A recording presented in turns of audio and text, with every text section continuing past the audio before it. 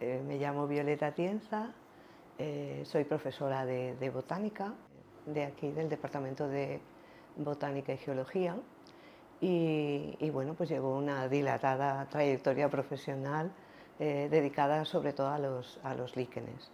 El trabajo muchas veces se realiza en el campo, ¿vale? Tenemos que ir a recoger, pues como veréis aquí, estas muestras, y para ello pues se hacen campañas de recolección. Esta corresponde al último proyecto sobre el Parque Nacional de la Sierra de las Nieves, abajo en el sur, en Málaga. Y bueno, pues la primera fase consiste en recoger las muestras en el campo, y una vez se traen y las tenemos aquí ya separadas, pues la identificación con claves o herramientas en la web, claves de identificación, se hace como una primera, digamos, una primera separación morfológica y también química, por test químicos que se aplican, de las muestras. Luego ya pues se pasa a recoger datos para hacer secuenciación, para hacer trabajos moleculares. Entonces aquí pues en la lupa, en el microscopio, lo que hacemos es separar muchas veces trozos de la estructura fructífera, la estructura reproductiva.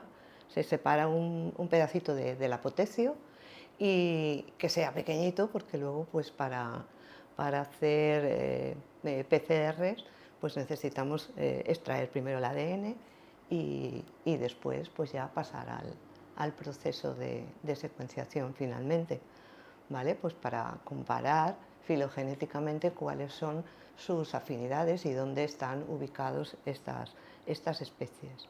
Los líquenes que viven sobre la corteza de los árboles son importantes pues, a nivel de los ciclos biogeoquímicos, por las algas que llevan en la simbiosis, ¿no? Los socios fotosintéticos son las algas o cianobacterias, pero además, pues, si son cianobacterias, pueden ser fijadoras de nitrógeno o pueden actuar de barrera en los bosques, ¿no? Los bosques viejos realmente, si lo son, tienen toda una biodiversidad oculta de líquenes, de musgos, y estas criptógamas, estas especies actúan de barrera frente al cambio global, son parte de la biodiversidad del bosque.